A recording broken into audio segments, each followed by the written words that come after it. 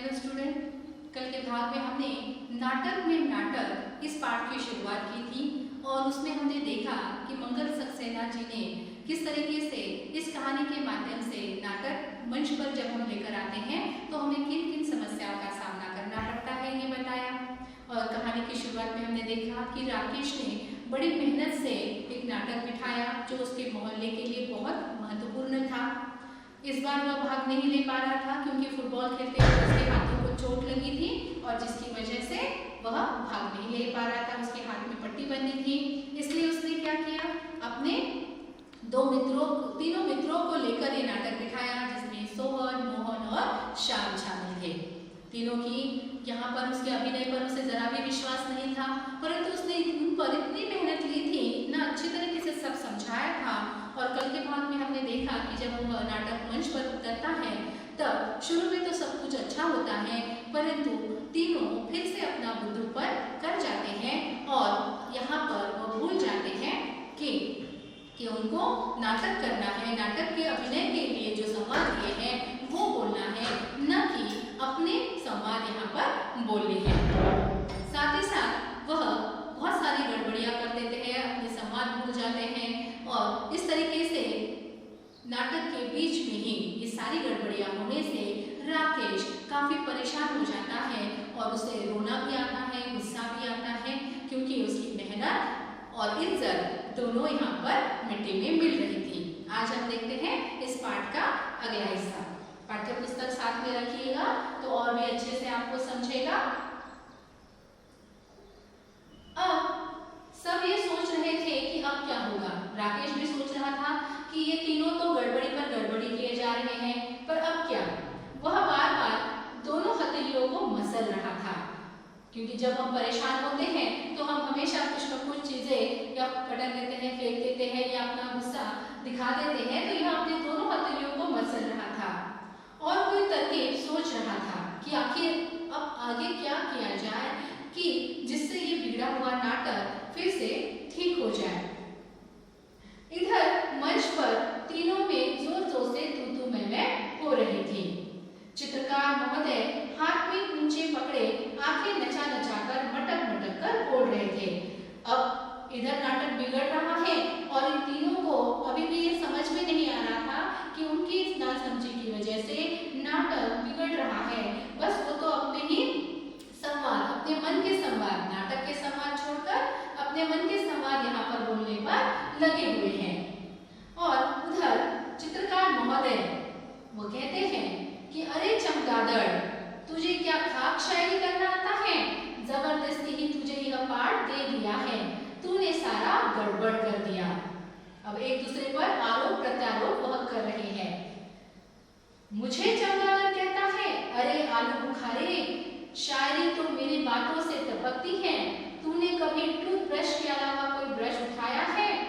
यहाँ चित्रकार बना दिया तो सचमुच अपने आप को चित्रकार समझ बैठा।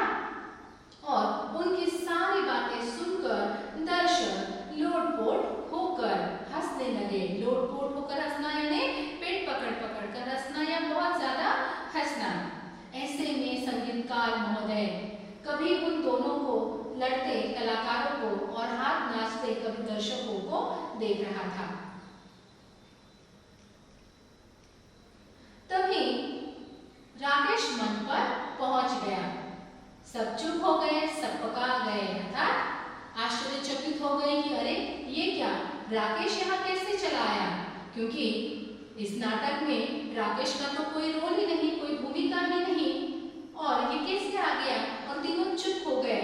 राकेश जैसे ही मंच पर पहुंचता है वो एक कुर्सी पर बैठते हुए बोलता है, आज मुझे अस्पताल में हाथ पर पट्टी बंधवाने में देर क्या हो गई? तुम तो इस तरह रिहर्सल कर रहे हो, रिहर्सल में भी जोर जोर से लड़ने लगे। अभिनय का दिन कितना पास आ रहा है और हमारी तैयारी का ये हाल है। उसने अपने मन से एक संवाद बोल दिया और सामने बैठे दर्शकों को ऐसा लगने लगा था कि उसके संवाद सुनकर कि शायद ये सारी जो गड़बड़ी दिखाई दे रही है वो इस नाटक का एक हिस्सा है, क्योंकि जिस तरीके का संवाद यहाँ पर राकेश ने बोला उससे तो यही समझ में आ रहा था। चित्रकार महोदय ने इस समय अक्लमंदी दिखाई। बोले, हम क्या करे डायरेक्टर साहब, पहल तो इसी ने की, पहले गलती तो इसी ने की और ये तो कुछ समझते ही नहीं है। राकेश बात काट कर बोला, अरे तो मैंने कह दिया था ना कि रिहर्सल में जो भी यह मानकर चलो कि दर्शक सामने बैठे हैं और अगर कोई गलती हो रही है तो दोबारा फिर वहीं से रिहर्सल शुरू कर देना। इसमें लड़ने की क्या बात है, तुम तो हमेशा सब गड़बड़ ही करते हो। इस बार राकेश ने बिगड़ी हुई बात को संभाल तो लिया और पर्दे के आड़ में खड़े अन्य साथी मन ही मन राकेश को क्या कह रहे थे, बधाई दे रहे थे उसकी तुरंत बुद्धि की। तुरंत बुद्धि यानी समय सूचकता की प्रशंसा कर रहे थे। दर्शक सब शांत थे, बहुत चिपके थे, वह सोच रहे थे यह क्या हो गया। वे तो समझ रहे थे कि नाटक बिगड़ गया, मगर यहाँ तो नाटक में ही नाटक चल रहा था और नाटक में की ही रिहर्सल का ही एक भाग यहाँ पर दिखाया जा रहा था। यहाँ नाटक बिल्कुल बिगड़ा नहीं है, बल्कि इस नाटक के माध्यम से नाटक बिठाते समय या नाटक की तैयारी करते समय हमें किन किन कमजोरियों का हो सकती है, कोई कोई परेशानी आ सकती है, इसी को यहाँ पर दिखाया गया है। तभी राकेश कहता है, देखिए हमारा नाटक, हमारे नाटक का नाम है बड़ा कलाकार और बड़ा कलाकार वह है जो दूसरों की त्रुटियों को नहीं अपनी त्रुटियों को देखे और सुधारे। आइए अब हम फिर से रिहर्सल शुरू करते हैं और तभी राकेश के इशारे पर नाटक का पर्दा गिर जाता है और सभी ने राकेश की बुरी बुरी प्रशंसा अर्थात ढेर सारी प्रशंसा करते हुए सभी दर्शक अपने अपने घर चले गए। तो देखा ना आपने कि राकेश की समय सूचकता ने सारे नाटक को बिगड़ने से बचाया, साथ ही साथ राकेश की मेहनत भी बच गई और यहाँ पर दर्शकों के सामने राकेश और मोहल्ले वालों की इज्जत भी बनी रही। तो इस तरीके से जैसे कि हमने शुरू में कहा था कि कभी भी विपरीत परिस्थिति आए तो हमें घबराना नहीं चाहिए, बल्कि हमें क्या करना है, उन सारे स्थितियों को शांत रहकर समझना है। अब पाठ के ये सारे प्रश्नों को आपको दोबारा से देखना है। खास तो देखिए यहाँ पर नाटक की बात है। अब नाटक में कई बार जब अभिनय हम करते हैं तो काफी सारे वस्तु और व्यक्तियों के नाम आते हैं, जैसे यहाँ इस पाठ में आए हैं, कलाकार है, मंच है, साज सज्जा कक्ष है। तो ये सारे नाटक इस क्षेत्र से जुड़े हुए सारे शब्द हैं। आपको भी बहुत सारे शब्दों को यहाँ पर ढूंढना है कि कौन से नाटक क्षेत्र से आए हुए शब्द हैं। फिर यहाँ पर नई बात पता चली हमें शायर और शायरी कि क्या है, शायरी क्या होती है। तो शायरी यह एक उर्दू साहित्य का एक प्रकार है जो शेरो शायरी जिसे हम कहते हैं, जिसमें बहुत सारे उर्दू शब्दों का, उर्दू लहजे का, भाषा का प्रयोग होता है और बहुत सुंदर ये एक साहित्य का प्रकार है। काफी सारे बच्चों को शेरो शायरी में खुद भी करते हैं और पढ़ने का शौक भी रखते हैं। और जब काफी सारे 7 या विषम संख्या में 5, 7, 11 इस संख्या में जब शेरों को एकत्रित किया जाता है तो वह क्या बनती है, गजल बनती है। तो हमारे पास बहुत सारे गजलकार हैं जिनकी काफी सारी गजलें प्रसिद्ध हैं। तो आप ढूंढ सकते हैं कि गजल कैसी होती है और कुछ प्रसिद्ध कवियों की गजल भी आप पढ़ सकते हैं। गुलजार की गजलों को आप अच्छे से पढ़कर उसका अर्थ समझ सकते हैं। साथ ही साथ इस पाठ की महत्वपूर्ण बात है संवाद। पूरे संवादों पर आधारित ये पाठ है जिसमें हर स्वभाव के अनुसार हर मूड का एक संवाद बोला गया है, कोई गुस्से में, कोई मजाक में, कोई चिल्लाकर। तो इस तरीके से यहाँ पर बहुत सारे संवाद हैं।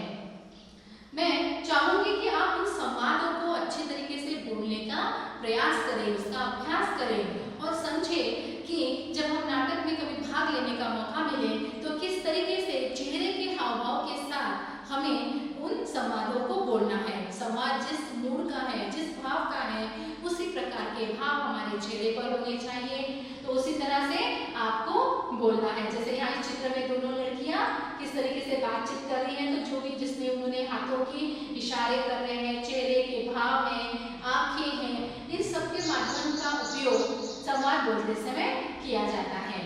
तो यहाँ पर प्रश्न पूछा गया है कि यहाँ पर नाटक में बीचों बीच श्याम घबरा जाता है और वो चुप हो जाता है, तो